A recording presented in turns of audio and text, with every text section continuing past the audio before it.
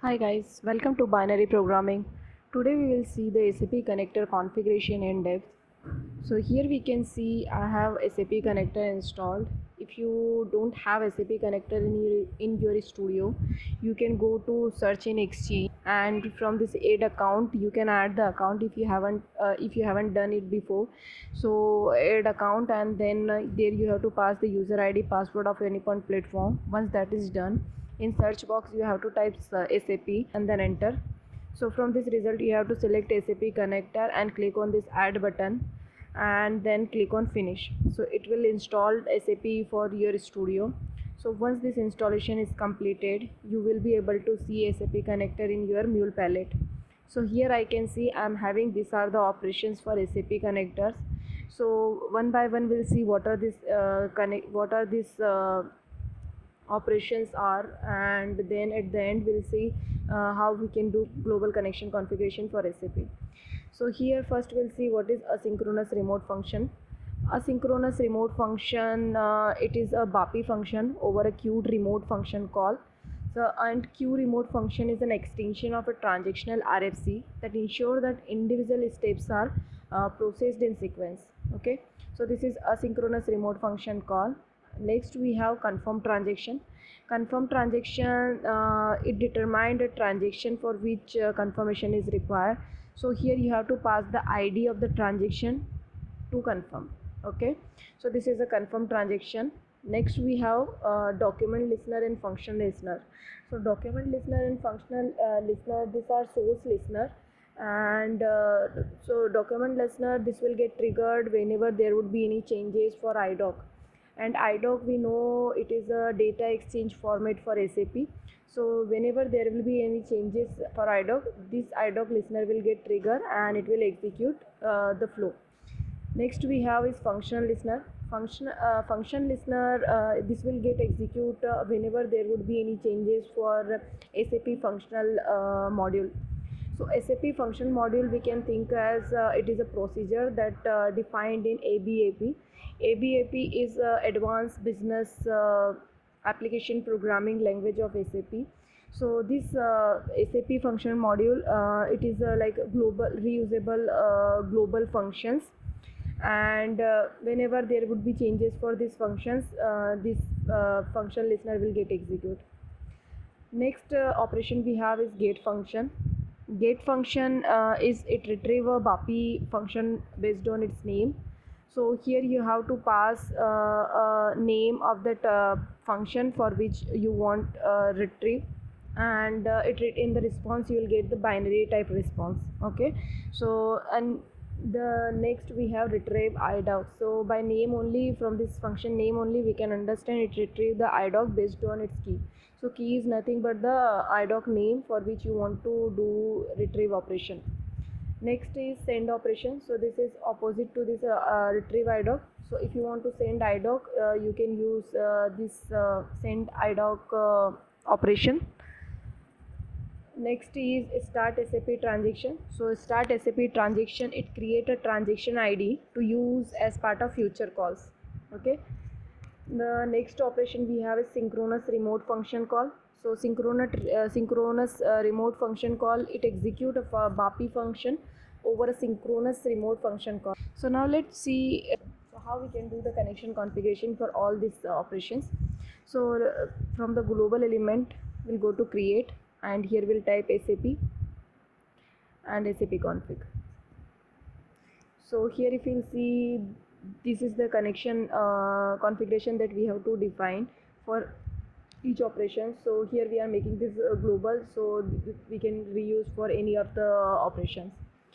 So here if you will see, the first we are having name. So if you want to change these two, you can keep whatever you want. And in the connection we are having two type of connection. The first is certificate, and the second one is simple connection provider.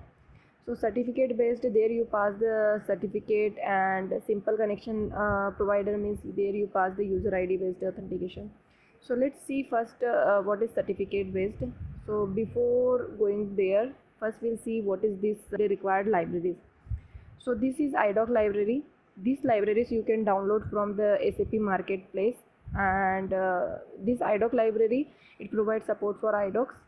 This JCO is for Java Connector library, and this JCO native library, it provides native support for native platform.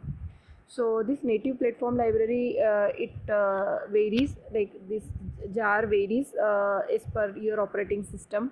So once you are done with downloading, here in the configuration, either you can directly browse or you can add as a dependency.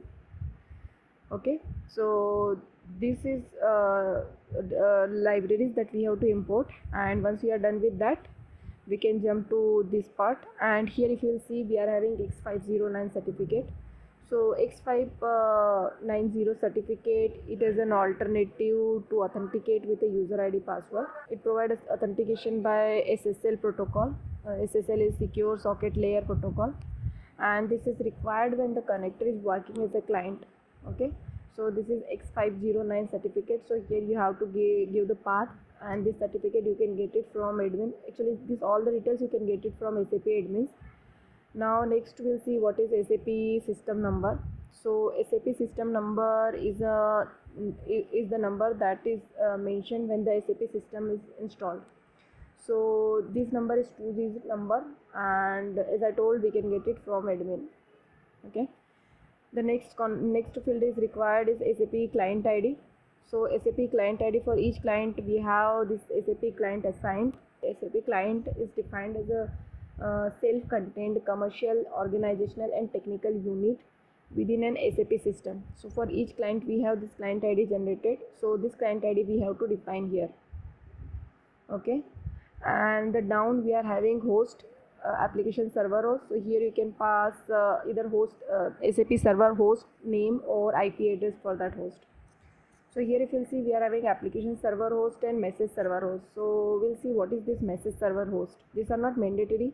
A message server host is responsible for communication between the application servers, and it passes request from one application server to another within the system. It is also do load balancing of application servers. So this is a messaging server, and here if you will select edit inline, so here only you have to pass the host, system ID and the message server post. So server level configuration we have to define here. After this certificate based authentication, here we'll see the simple connection provider.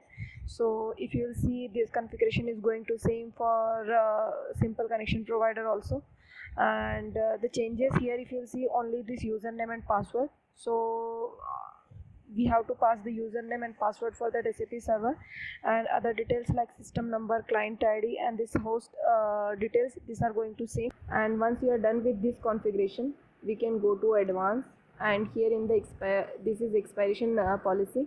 So expiration policy is it represents how long you want your connection to idle before you will consider it to eligible for expiration. So here you can select this and you can give time. This is canonical name for encoding. So here you can define the encoding, and this is a default IDOC version. If you want to change it dynamically, you can give here. By default it is 0. The next is disable JCO internal cache. So by default it is false, and this internal cache is if you want to use JCO internal cache, you can keep it as true, or you can make it as dynamic using the expression. The next is evaluate response flag. So if you want to throw exception for any error response, so you can select this one to true, and by default it is false. Next field we have is log trace. So log trace flag we can enable if you want to log trace on Mule server. And next we have is use SAP format. So this parameter we are added to support Mule3 format for returning SAP values. So yeah, with this we are done with our SAP configurations. So now you will be able to do SAP based integration with MuleSoft. Thank you.